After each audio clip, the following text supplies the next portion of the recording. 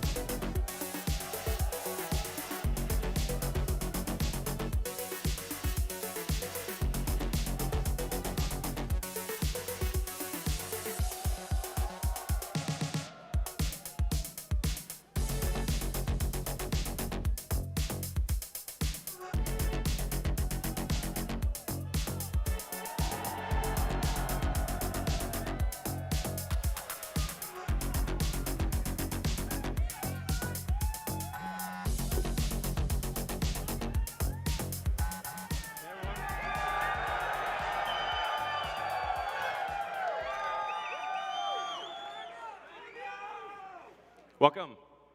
Welcome to the We Robot Party. So we have quite a show for you tonight. I think you're gonna like it. As you can see, I just arrived in the Robotaxi, the Cybercab, and there's 20 more where that came from.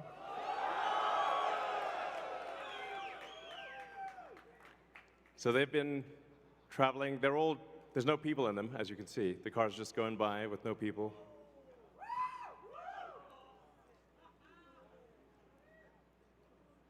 And we have 50 fully autonomous cars here tonight. So you'll see Model Ys and the Cybercab, all driverless. You'll be able to take a ride in the Cybercab. There's no steering wheel or pedals. So I hope this goes well. We'll find out.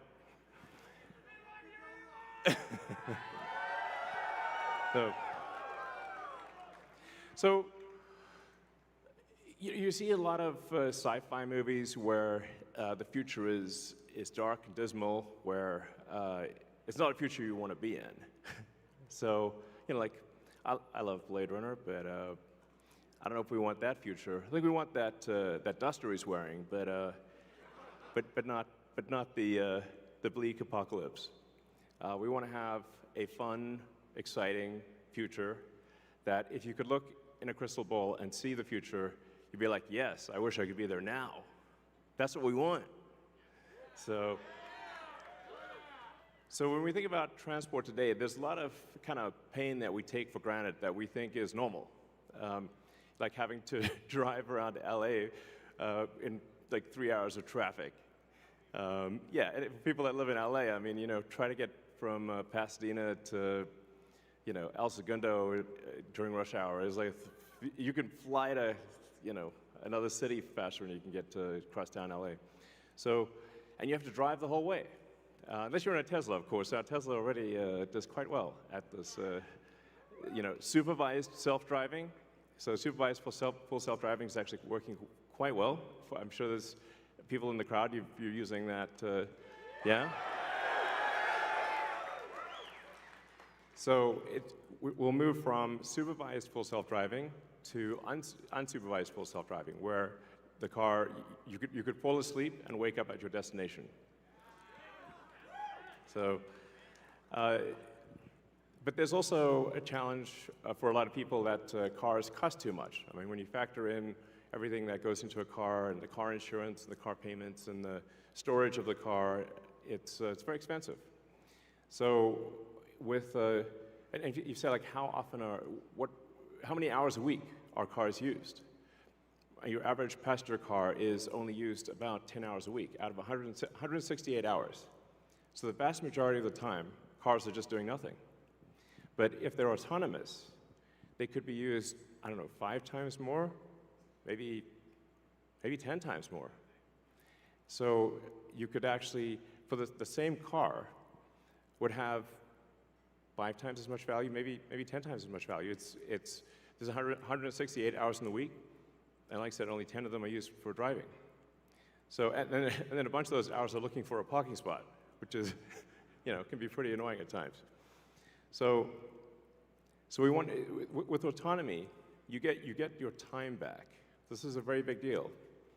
So it's not just it'll save lives, like a lot of lives, and prevent injuries.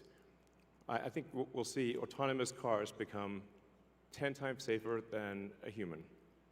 I mean, if you think of times past where there used to be an elevator operator in every elevator, but once in a while they get tired and they accidentally shear somebody in half, So now we have automated elevators. You just get in an elevator and you press a button, and you don't even think about it.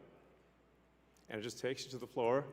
And if you did see an elevator operator with a big relay switch, you'd be like, that's weird. Now that's how cars will be. And it's not just the lives saved in injuries, but if you think about the cumulative time that people spend in a car and the time that they will get back, that they can now spend, well, I guess on their phones or watching a movie or doing work or whatever you want to do. You can think of the car in an autonomous world as being like just a little lounge. You're just sitting in a comfortable little lounge, and you can do whatever you want while you're in this comfortable little lounge. And when you get out, you will be at your destination. So, yeah, it's going to be awesome.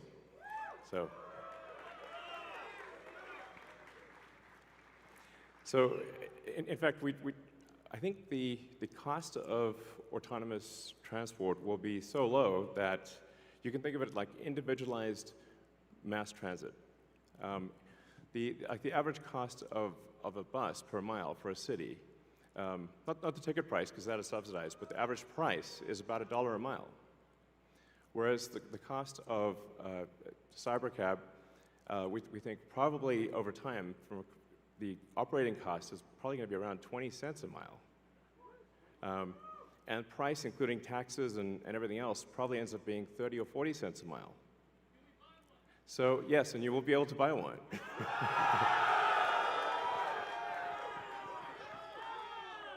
Yes, exactly. And we expect the cost to be below $30,000. And I think there'll be an interesting, business model where, like, let's say somebody is an, Uber or Lyft driver today, where they can actually sort of manage a fleet of cars and like a sort of manage, I don't know, 10, 20 cars, and just sort of take care of them like a shepherd tends their flock.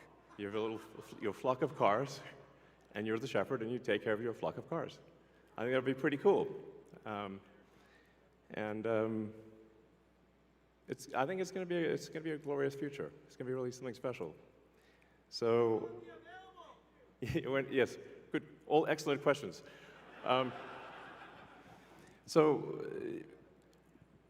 We do expect actually to start fully autonomous, unsupervised FSD in Texas and California next year. And that's with the Model 3 and Model Y. And then we expect to be in production with the Cybercab, which is really highly optimized for autonomous transport in probably, well, I tend to be a little optimistic with timeframes, but in 2026. So, yeah, before 2027. Let me put it that way. We'll make this vehicle in very high volume, but well before that, you will experience a robotic taxi via the Model 3 and Model Y program, and Model S and X too. But your 3 and Y will achieve unsupervised full self-driving with permission in wherever regulators essentially approve it in the U.S. and then to follow in outside the U.S. So, and Cybertruck too, yes, of course. Sorry, I don't want to yes. All our cars, basically, all cars that we make. So, let's not get nuanced here. All right, next slide. So one of the reasons why the computer can be so much better than a person is that we have millions of cars that are training on driving. So it's like living millions of lives simultaneously and seeing very unusual situations that a person in their entire lifetime would not see. But hopefully, yeah, exactly. So, with that amount of training data, it's obviously going to be much better than what a human could be, because you can't live a million lives.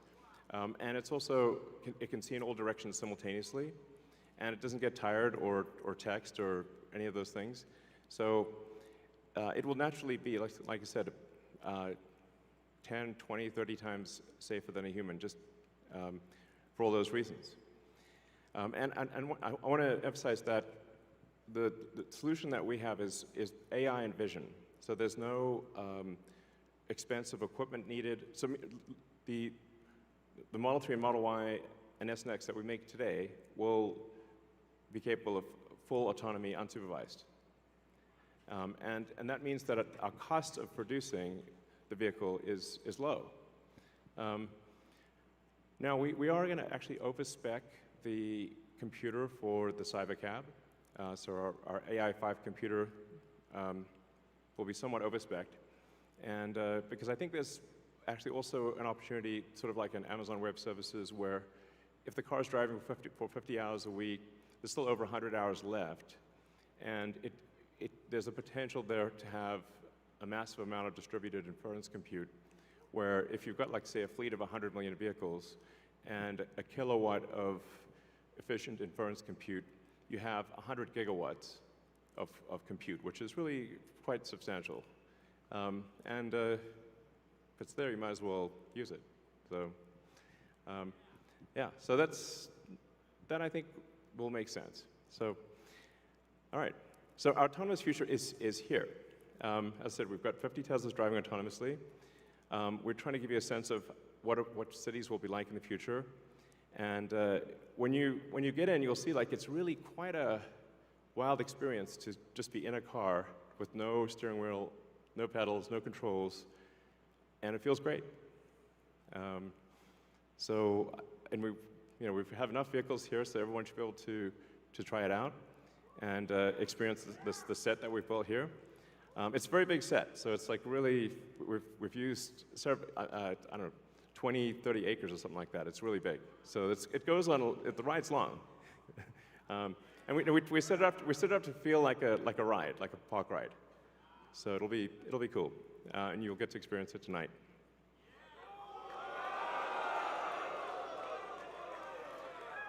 Something we're also doing is, and it's really high time we did this, is inductive charging. So the Robotaxi has no plug. It just goes over the inductive charger and charges. So yeah, it's kind of how it should be. Thanks, guys. I love you too. So one of the things that is really interesting is how will this affect the cities that we live in? And when you drive around a city, or when the car drives you around a city, you'll see there's a lot of parking lots. There's parking lots everywhere, parking garages. So what would happen if you have an autonomous world is that you can now turn parking lots into parks. And so we're taking the ing lot out of parking lot. Welcome. So there's a lot of opportunity to create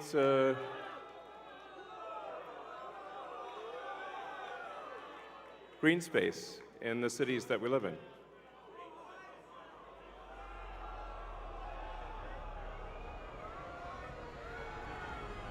So that would be quite fantastic. Oh, and also, what happens if you need a vehicle that is bigger than a Model Y?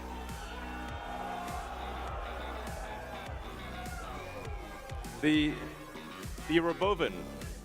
The Robovan is we're going to make this, and it's going to look like that. Now, can you imagine going down the streets and you see this coming towards you? That'd be sick.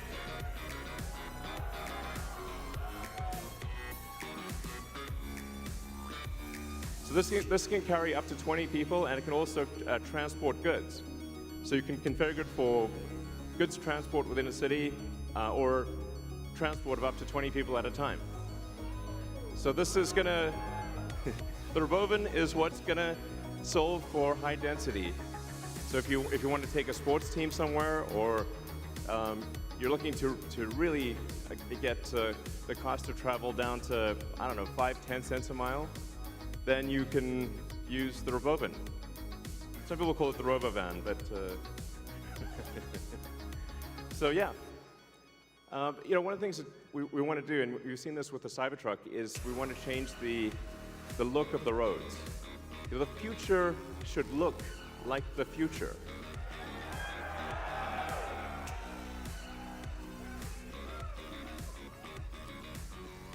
So, speaking of robots, so everything we've developed for our cars, the batteries, power electronics, the advanced motors, gearboxes, the software, the AI inference computer, it all actually applies to a humanoid robot. It's the same techniques. It's just a robot with arms and legs instead of a robot with wheels. And we've made a lot of progress with Optimus. And as you can see, we started up with someone in a robot suit, sort of down, and then we've progressed dramatically year after year. So if you extrapolate this, you're really going to have something spectacular, something that anyone could own. So you could have your own personal R2-D2 C3PO. And I think at scale, this would cost something like, I don't know, $20,000, $30,000. Probably less than a car, is my prediction long term. Now, it'll take us a minute to get to the long term, but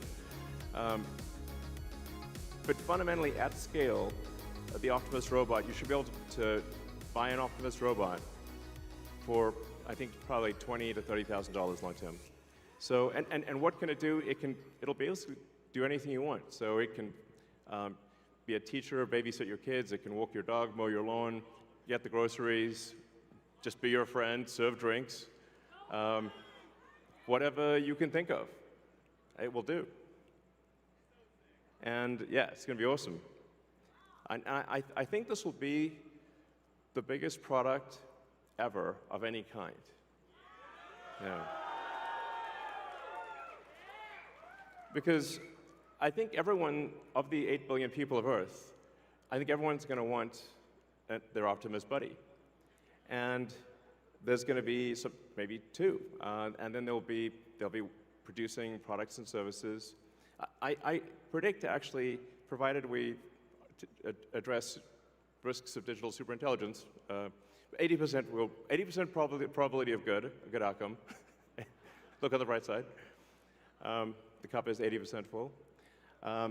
The cost of products and services will decline dramatically, and basically anyone will be able to have any products and services they want. It will be an age of abundance, the likes of which people have almost no one has envisioned. It'll be something special. So, now one of the things we wanted to show tonight was that Optimus is not a canned video. It's not walled off. The Optimus robots will walk among you. Please be nice to the Optimus robots. So you'll be able to walk right up to them, and they'll serve drinks at the bar. And you'll directly, I mean, that's just, it's a wild experience just to have humanoid robots, and they're there, you're just in front of you. So, yeah, with that,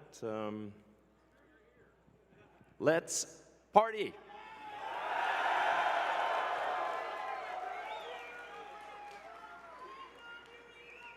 I love you guys too. If you look at that gazebo over there, let's get the party started.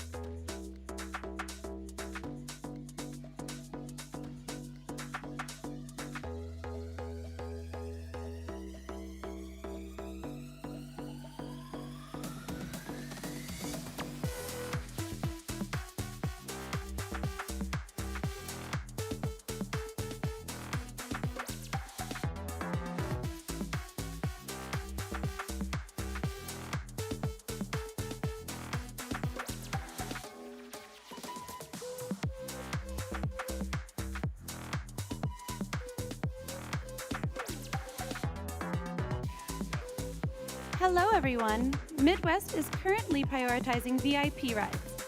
GA guests, please make your way to our other amazing zones to board your Robotaxi experience. Thank you.